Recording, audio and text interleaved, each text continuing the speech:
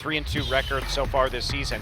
Faker remains the highest damage per minute player in the league. So it's not like he isn't there providing that boost to his team. And remember, too, he's been peeling for Bang. Have we seen a lot of Lysandra and Lulu? Absolutely. So, absolutely.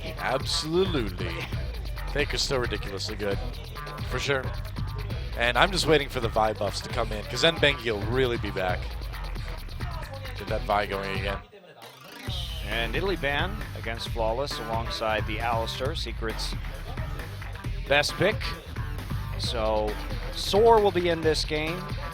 And no Rise, of course, for Faker. That is just right out. Yep. See what the last ban is going to be. Thinking long and hard about it. A lot of powerful picks still up. They're going to ban the Lee Sin. And, you know, that's smart. Flawless is certainly the weak link on this team right now.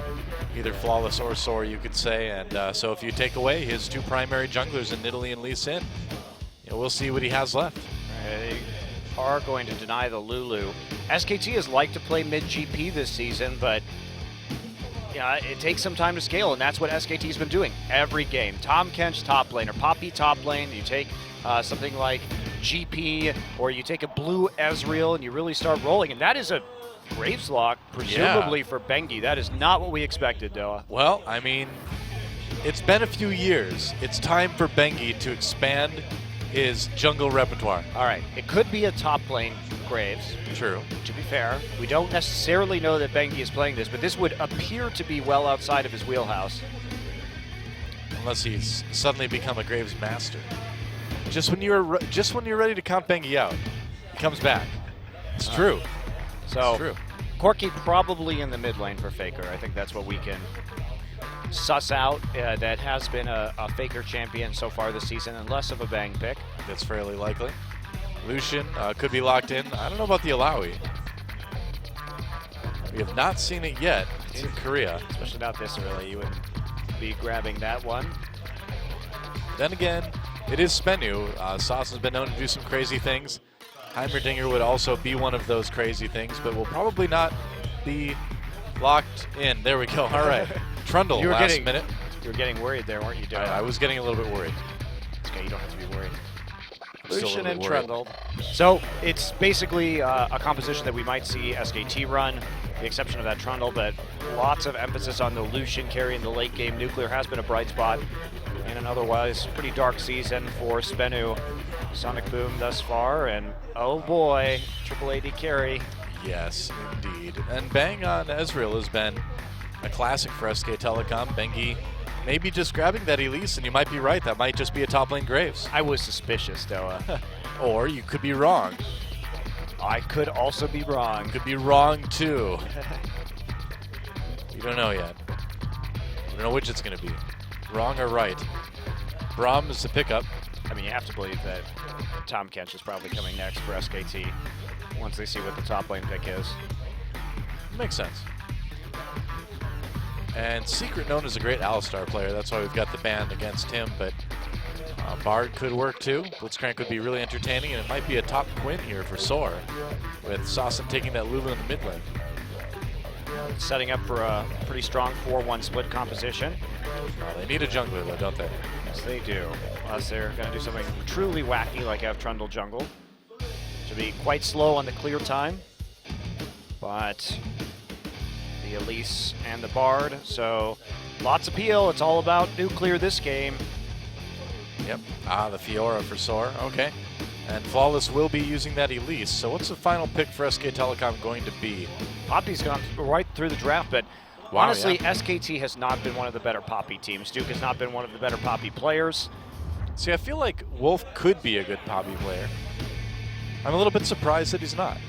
Yeah, we don't see enough Poppy support here. It's still highly viable.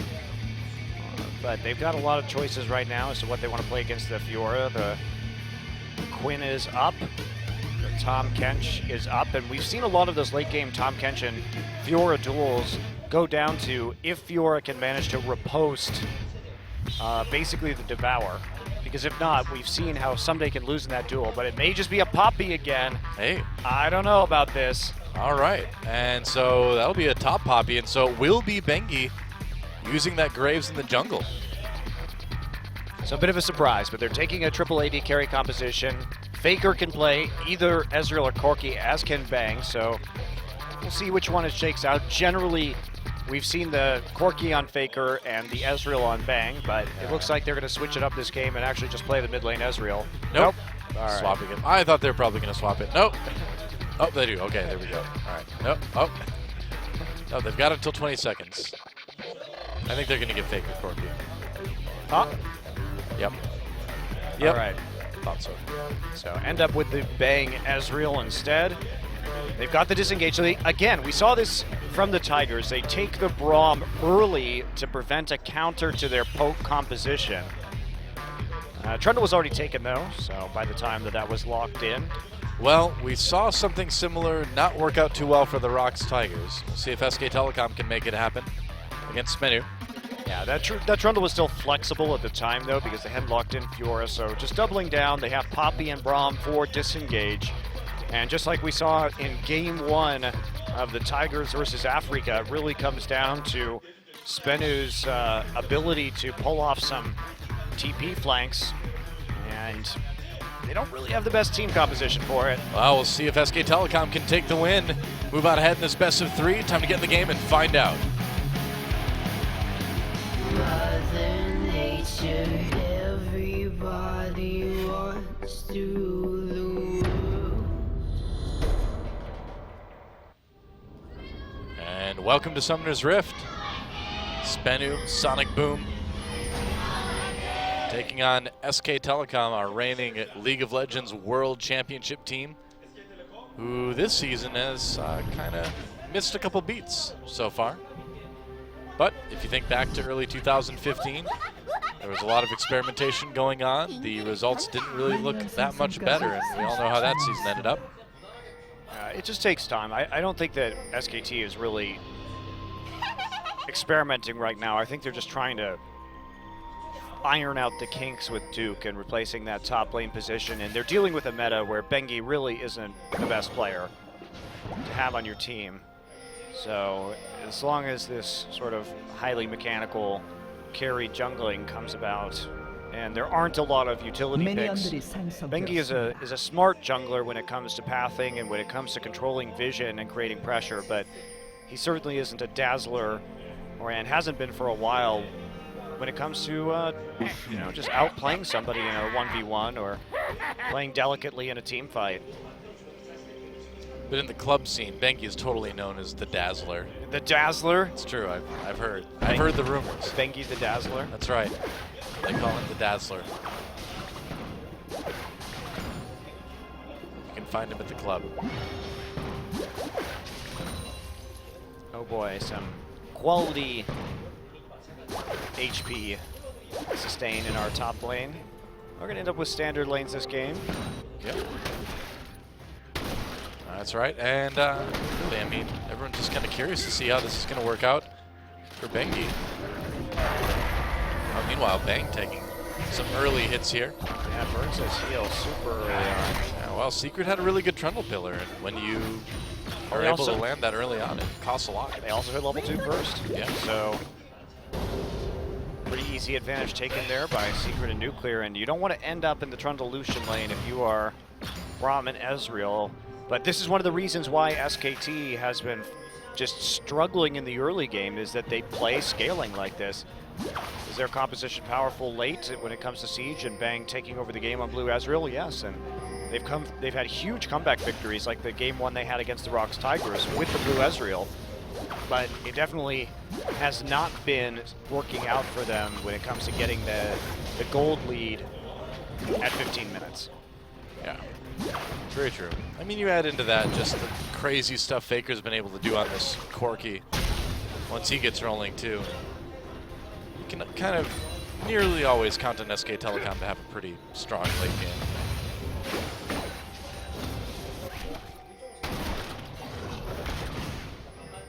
I just want to see Bengi be aggressive. I think we would all love to see that. Yeah, we've seen it before. It was rare.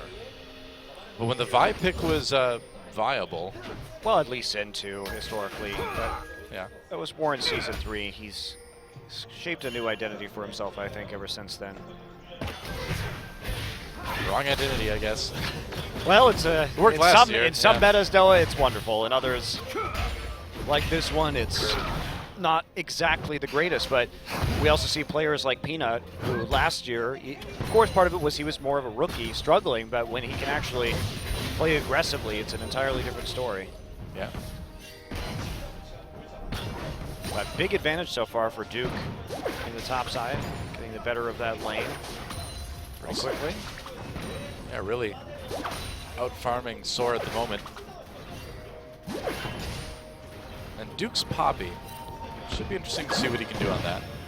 Well, we've seen it a lot, and he hasn't been playing very well, so I'm a bit surprised that they went after this pick again. A lot of it, though, has been more decision-making rather than the champion, but he just hasn't shown up on the teleports or been able to really threaten the back line on the Poppy. It's been pretty underwhelming. Well, against a team like Sonic Boom, maybe it's not the worst time to give yourself a little bit of experience on it. Fair enough. Uh-oh, Bengi's coming in. He's aggressive, Bengi now. Trying to stop Flawless from taking that Grom. Aggressive Bengi is going to aggressively throw down a ward and walk away. Never mind. Joke's on you, Doa. Got to fight over this ward now, right? Well, you have to fight. Flawless is Oh, nice. going to Good. win that one 100% because he doesn't have to reload. Oh. Sword. So much for aggressive Bengi. How about aggressive Faker? I'm used to that. It happens every game. It's really good, but nothing new. Take a big chunk out of Sauce, and Faker actually burned his exhaust, it looked like there, yeah. But yeah, he's got pretty much free use of that ability, considering Sauce just has TP. Yep. Oh, aggressive Bengi walking away aggressively. Sauce just going to TP into that mid lane, and Faker needs to be careful here. He's got his flash, but he'll still get caught. Here comes Wolf to make sure he's safe. Ah, here we go. Aggressive Bengi. Oh. He's walking up to auto the wave, Doa. Nice. One auto, and that's it. Thank you. Aggressive Bengi, controlling minion wave so Faker can back. So good, man. He killed that one minion, and I was like, man, that was more aggression than I've seen from Bengi in a long time. Look at that, aggressively taking the Raptors. He can't really Except for the big one. He can't really do anything about this while Faker's in base, so Well, just getting what he can. they're up around some more. Emo Wolf is there, and the deep wards go in. Isn't that the most important thing, Doa? The deep wards? Yeah, pretty much. Yes, the answer is definitely yes. Whatever you say, Trundle. He's like, I made this big ice skating rink. Once Riot updates all the champions, it's just going to be non-stop yelling in the game. I know, right? It's so irritating. Hey, those voice actors are paid by the hour. You gotta fill it. Fill it with something. Right, it's like, look at all these awesome character lines we have in the game, but they don't realize that the end result is with every new champion and as everything gets updated visually and in terms of the audio, that it's just going to, team fights are going to be an absolute nightmare. It's gonna sound like 10 people shouting I'm sorry, at each other. I needed this character to be able to yell this line at this other character during the team fight. Yeah, so cool. Unique interactions, and it's just going to be like... You're in for the peace and quiet of the Jerry Springer show. That's right. Man. We don't really have any good Corky Lulu interactions yet. Need to work on that. I'm in a plane. I'm not. There you go. Wrote that one for you. Oh, Wolf stopped from coming in. They were going to try to gank Secret Nuclear in the bot lane, but it looks like it didn't work out because of the ward. Another exciting early game. Oh, yeah. To these standard lanes, but Soar's bounced back and actually gone back in the lead when it comes to that CS. So he's got the Tiamat very fast here. So Poppy's going to be stuck next to her turret for a lot of the time right now. Has the Bomby Cinder, but nothing else really. Oh, here comes aggressive Bengi. He's like, oh, I didn't get my red buff. Oh. Yeah, just stolen right out from under his nose. Yeah. See if he goes onto the other side of the map and tries to take a red buff, considering that his bot lane is well in control of the pressure, and they've got a million wards. There's one now. He's already ahead when it comes to that jungle CS too. And notice he has Boots of Swiftness on Graves before going for a warrior in chat. Oh, Bengi, never change. It's so he can get there faster and be aggressive. Clearly. He's the warding Graves. That's right. Take note, Peanut. This is how you play a Graves. He's not even going to fight over this red buff at all. Tracker's knife and the boots of swiftness. Yeah. God bless you, Benki. Got the grump.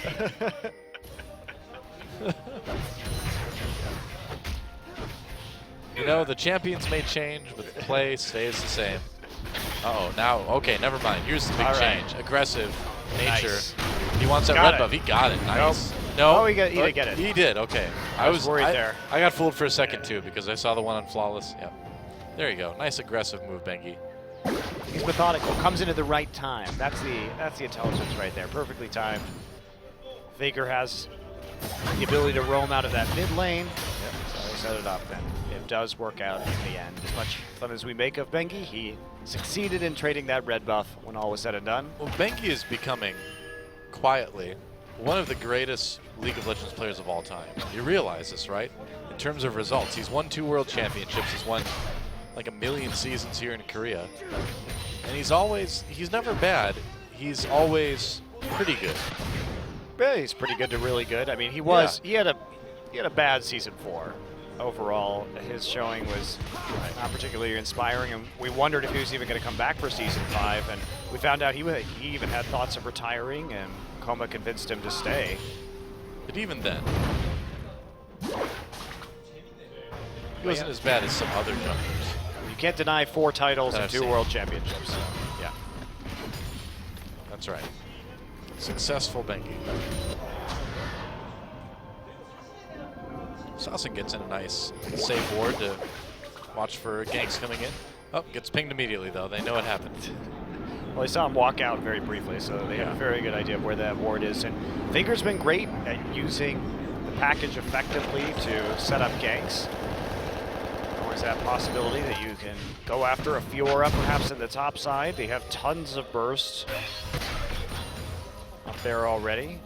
Curious how he's going to use this. All the wards have expired in the enemy jungle. But you see Wolf coming in again. Trying to make that play, and Faker just pushing up here as best he can. Take away the Raptors, and Well, they have denied a decent amount of CS from Flawless. It is a little bit of a lead for Bengi. yeah, the fact that Bang has gone even in the solution lane too is huge for them. And now SKT going to be able to grab a dragon, it looks like. Yep, no defense from SBENU, just the pillar to kind of keep an eye on things.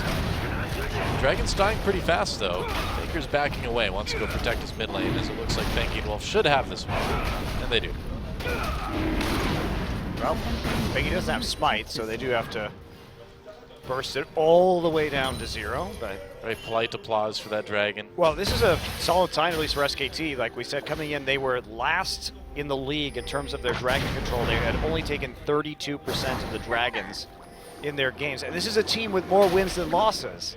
And they still had 32% dragons taken. So that was pretty awful. In some ways, it does show they weren't taking risky fights early on when they were trying to scale up with GP or Ezreal, but probably should have more than 32% all the same. You can't find those windows to take them for free like we saw right there. There's probably something wrong. Well, they're trying to break all the trends right now. They've actually got a gold lead before 15 minutes. Amazing. See if they It's a can keep it small up. one. Yeah. They're not behind 782 gold, which has been their average in 15 minutes. Yet, we'll Not wait. yet. Got 2 more minutes still for Well, them to fail a tower dive. If anything would have happened, it would have been a fight over dragon, but since dragon's already been taken, I think we're safe. Oh no, they can still play overly aggressive. Bengi will just back away. SKT with pretty good vision, too, in the bottom hill. Well, typical Bengi. Yep. Right. You know what he's going to give you. He's going to invade, put down the wards, and then give you the necessary information. Finally working his way up to that warrior enchantment.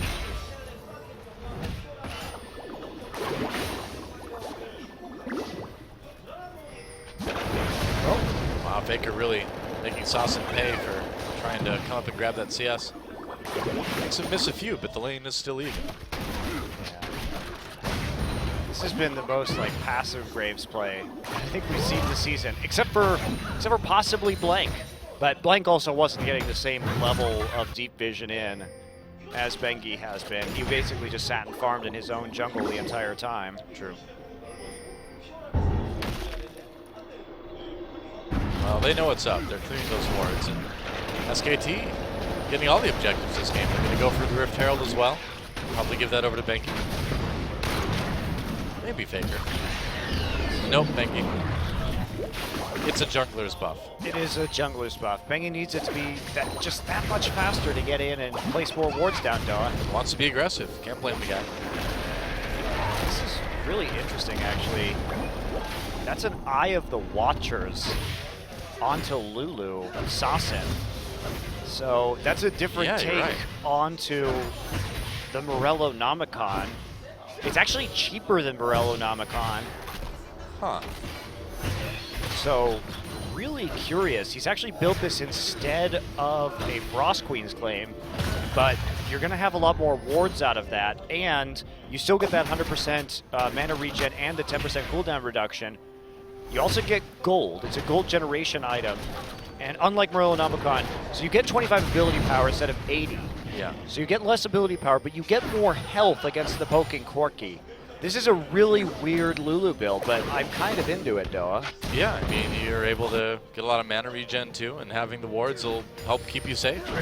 Yeah, it's odd, but if you actually think about it in comparison, it's 250 gold cheaper than the Morello Nomicon, but you still get the mana sustain. It's just about that AP, so we'll see how well this build goes. But the nice thing too is you get 2 gold per 10 seconds, so it's gonna...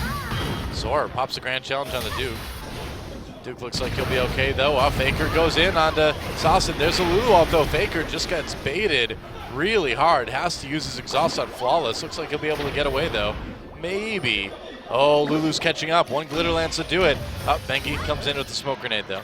Wow, so they actually didn't know. They thought that when Faker took that fight and started running bottom that Bengi or Wolf were going to be there, but they actually were nowhere close. They just couldn't see where they were. So SBENU psyched themselves out. They could have easily gotten that kill. I mean, Sasin had flash. Wow, they faked themselves out big time there. Duke TP's back up in the top lane. I mean, it's intimidating playing against SK Telecom, isn't it? Yeah, it is, and you play with a lot of respect towards Faker just in general, but sometimes you can play with too much respect. So Lulu going into Rod of Ages next. This is like a super scaling build. So more HP. So it's light on the AP at least for now, but it's more gold efficient in the early game and provides you with better vision. So they're really going to try and aim to play around nuclear here because Lulu's going to be doing less damage than she might normally deal if she went for something like a Morello Nomicon in the early game, which we've been seeing more and more of. Then as SK Telecom, does that put you under any pressure to get things going a little bit quicker?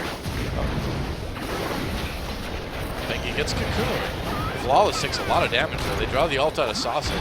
Here comes Wolf. This is with the Q. TP coming in though. Secret is there. SK Telecom's in trouble. Braum uses that ultimate. Secret chasing Bengi down, who backs away. Faker doing a lot of damage to Secret from the side.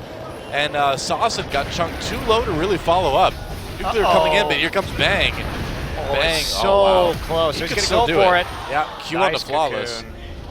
All right, so he is stopped in the end, but very close. Wow, SKT, great kiting and disengage. Soar used that TP, but didn't actually end up going through. So interesting there. Sasin has to TP right back in the lane to get back, and they played a little bit with fire right there. Duke did not have his TP available.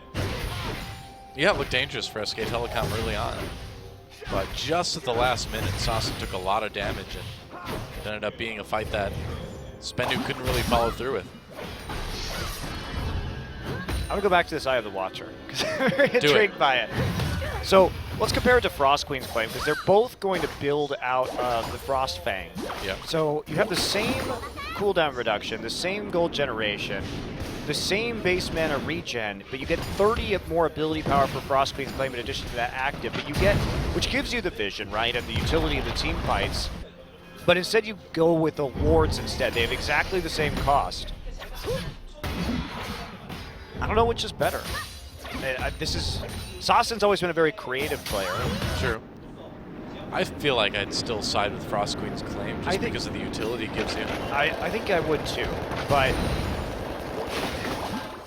I mean, wards are nice, but if you have your trinket, if the other members of your team are warding properly, do you really need those? Well, this is one of those situations where I kind of wonder if it was the Tigers playing Lulu. Uh-oh. Yeah, Faker gets the turret, has to make it out. If the Tigers were playing Lulu and you... Oh, flash cocoon, Faker dodges. He saw that one coming a mile away. SK Telecom going for the second dragon, they'll take it easily. Yeah, flawless with a desperation play right there. Even if he had landed it, he didn't have the backup to take that. If you just think about it, Sassen had already run away from that situation. Everyone from SKT was on the dragon. So you land that and still nothing happens, really. Bang. Bang has to back away, but Flawless did take some damage. Can you get him with a true shot barrage, maybe? Thinking about it. No, it doesn't look like it. Flawless already topped up right there. Yeah, I think I agree with you, Joe. I think Frost Queen's Claim is better right now. But as I was saying, if you're playing with a Graves on your team, or somebody like Peanut who's like Nidalee with Skirmisher Saber, and you want the extra wards coming from somewhere, then maybe I can see some value to this build. But Frost Queen's Claim is just so good, even though it was nerfed on this patch 6.2 and the cooldown has been raised by 30 seconds, which is a 50% increase. That is a huge nerf. Right. I think he's going to find Flawless here. There we go. Aggressive Bengi coming in. Oh, gets cocooned though. Flash. He's going to chase. Flawless could be in trouble. Doesn't have his flash because of that use. Nice dodge on the ultimate. He's still in trouble though. One more auto should do it. Yep. First blood at 21 minutes almost goes to Bengi, the aggressive Graves. It all paid off in the end. He's got that farm advantage. Yeah. He's starting to stack up, moving into his Yomu's Ghostblade after the Hex Drinker. And there's a flash from Wolf. They want this. Man, they really do. Secret dodges the ultimate, but gets kind of zoned away from his carry. Nuclear still does a ton of damage to Wolf, but here comes Faker to try to clean it up. Nuclear gets exhausted. Nuclear gets taken out by the two-shot barrage. Faker cleans up Secret. That's an easy couple kills. Sassen may not want to be here. I don't think he wants to be here at all. Turns around, gets the kill onto Faker. What a play by Sassen. Maybe he does want to be there. I think he did. I think he did too. Oops. Bang had no flash there for the follow-up, so nice counterplay from Sassen. Does manage to pick up the kill and make it work, but Flawless comes back and finds his red taken away by Bengi. Yep. Duke in the meantime has the top lane turret down, and that's the last tier 1, and all of a sudden SKT zooms out to a pretty substantial 5K gold lead here at 22 minutes. Yeah. That's funny to see Sassen come in and get a kill like that too. Let's watch the replay again. They zone out Secret right here, and I thought they'd go for the last proc of the Braum, but instead, look at this. He knows Faker's already coming down. So Bang is smart. He switches to Nuclear to CC him too because he's further in advance, and then lines up the True Shot Barrage. Faker has no problem. So that's a very specific situation that you would make that decision. You see the flash forward right there. Sassen, though, still has his flash and enough survivability now that he kind of Rod of Ages stacking up, and you know what? That's the difference right there. If he had had Frost Queen's Claim, he would have probably died because he wouldn't have had that 200 HP. That's a good point. That's actually, that actually I think did make the difference, health-wise, yeah. Faker, you know, I don't think Faker is used to playing against this in the mid lane. Yeah, I mean, Faker's known for knowing pretty exact limits as far as health goes, and if somebody swaps items on you like that, it can throw you, I guess. Funny. He didn't look too happy with the shot of him we got after that either. It's all right. His team's still doing just fine. They still got the kill onto Secret too before dying. They've got all the pressure on SBENU right now. Nice 5,000 gold lead. Only 3 kills at 20 minutes. They've just been putting it together. It's kind of that CS advantage that they have in pretty much every lane right now. And the fact that 3 towers are down in their favor to none for SBENU.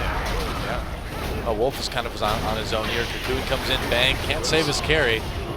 Yeah, the dangers of warding, we know them well, us support players. Duke in a little bit of trouble here, but Soar decides not to pursue. Uses flash, actually. So did Duke in that scuffle. Both of them use their ults, too. Not enough follow-up. And Bang, or Wolf, rather, warding alone on that bottom side. No Bengi to back him up. Gets isolated, caught out, and killed. But still, SK Telecom feeling good. Big Dragon advantage, you still have that. You've got enough wave clear to easily deal with the pushes, and SBENU, even though they had the advantage in the bottom lane in the 2v2, they haven't actually translated that into an objective up until right now. Yep, getting that bottom lane turret. That's their first of the game, and it's coming pretty late at 25 minutes. Very slow tower. But they still have the late game Fiora, and that is their big hope. If Soar can play this out and start really pressing home in the late game with that huge power spike that Fiora gets. Man, if you compare Soar's Fiora, though, to Smeb's, I mean, you could almost forget that a Fiora was in this game up until this point. Yep. 25 minutes, though. Fiora's going to come online, and we'll see what Soar is made of here. I suppose. Because he is getting very close to picking up the couple core M's you need. Has the Hydra and working towards that Black Cleaver. Sterix Gauge and Iceborne Gauntlet, interestingly, from Duke, so much higher damage Poppy build than we typically see. Not sure if they really need damage in this game. I don't know if I agree with that. He probably should just be playing tanky with his triple 80 carries. Ah, Bengi gets out there. They activate the dragon. I don't think they're quite ready to go for it, though. No, take Crab now, push out bottom lane, and then take the dragon. That should be the operation here for SK Telecom. Make sure your mid lane stays up. You don't want to trade that over. That's the dragon less important than keeping your mid tier 1 available. Wow, Duke doing a really good job poking down Soar, but now they have to worry about this mid lane turret. Well, at least for the moment, that Poppy build really working out for Duke. Yep, Here we DB go. coming in. Duke wanting to make an appearance now. He's going to throw Flawless against the wall. Bank comes in for a bit of damage. SKT, everyone pursuing Duke with the ultimate. But it looks like SBENU should be able to back away, and all of this will just serve to get SK Telecom, theoretically, that third dragon. Yeah, that was good, just trading the TPs. Duke also came out of his TP and realized that he had his ranged auto attack on Poppy up. So he threw it backwards to zone out as many people and try and get the collapse. Duke now has to run into the top side. SBENU still wants to play around this dragon, but they're not going to get it. Well, they want to at least try to trade the top turret for it, but Duke's already back in lane, so it doesn't look like Soar's going to be able to get it right now. Just goes back, throws out an auto, picks up his shield. So Duke's Sterix Gauge, Sunfire, Iceborne Gauntlet build, at least at this point of the game, is capable of repulsing this Fiora, which is something we haven't seen. So I think it's interesting that we can take a look at this even matchup right now when it comes to kills and CS and say, okay, this is something that Poppy can deal with at this stage. Wow, Faker going in onto Saucin. Saucin gets exhausted, tries to ult himself. Faker flashing over the wall. Could be in trouble though, may have bitten off more than he can chew. In fact, almost had. Gets healed in the end by Bang's hero power. Oh, Dude. Wolf flashed Bang got for the that. summoner. Wolf flashed to protect Faker with the jump over. And it worked. Bang popped the summoner heal at the same time, and all of that was enough to keep Faker alive. Got the kill on the nuclear, got the tier 2 turret. Now they may try to get a Baron. Yeah, might be a little bit early for that, but they did get the kill onto the AD carry. Well, it's 28 minutes. They can do it. It seems earlier though, doesn't it? Yeah, they can just force this. Yeah, they can at least bait it. That's a confused Spider.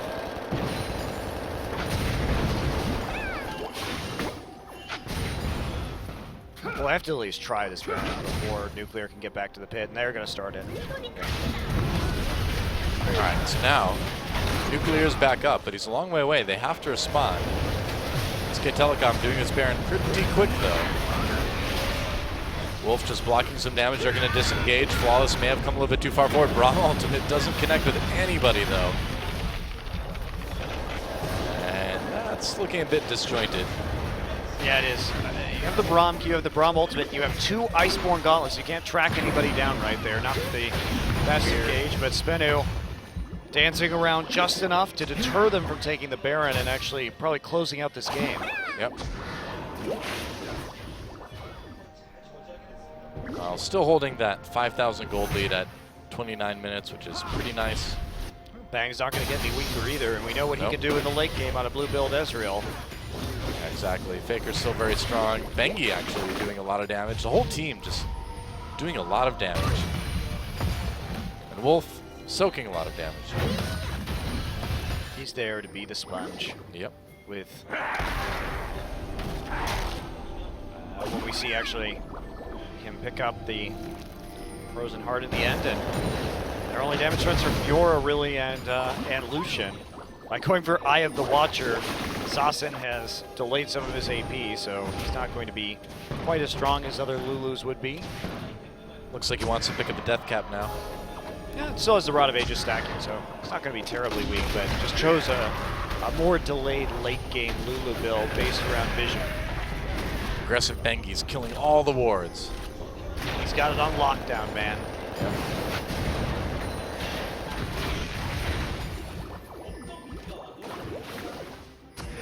It's back to Baron control, but SKT just needs to properly set up for this push onto the tier 2.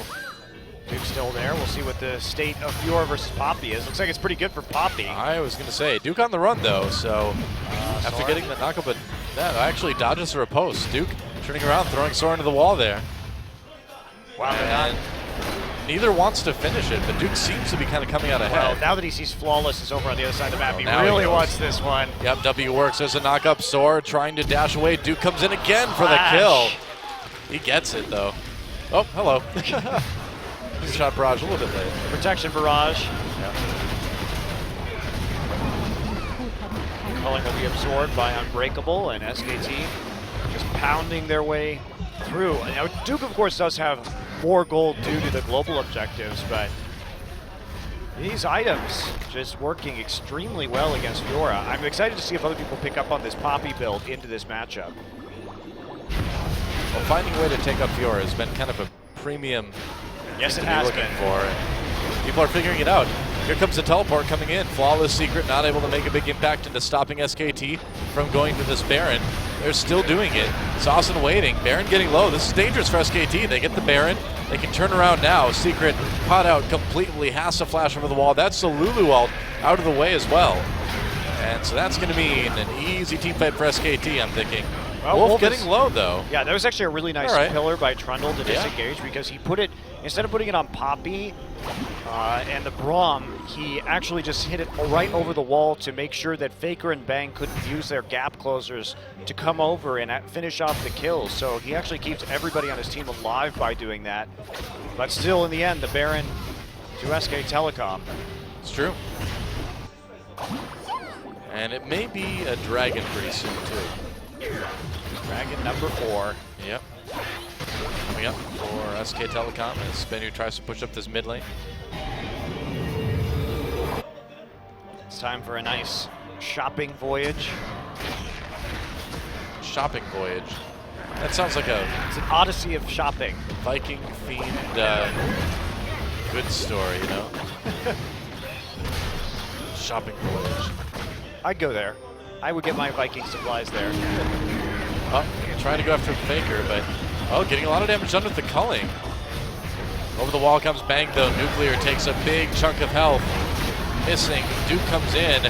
Bang. Fires that two-shot barrage through the team. SKT has SBENU on the run. They take out the jungler already. There goes Soar. And SKT can get as much as they can out of this and then just turn right around for that 4th dragon anytime they want. Nuclear has to actually disengage after Duke hits him, but there's Secret. Wow, they catch Secret, couldn't run away in time, and with that Baron buff, you don't need that 4th dragon. With the death timers this long, you might as well grab an inhibitor out of it. Sure, go for the win even. Yeah, probably could. 30 seconds left on Soar and Secret. Yeah, I think it will be enough. They're burning through those objectives so fast. And it doesn't look like SBENU is going to be able to stop SK Telecom from taking their first win of the night here in about 34 minutes. A little bit of action on the nuclear, but there goes the second Nexus turret. And there goes the Nexus, and SK Telecom with a pretty measured, methodical win here in game one. That's more what we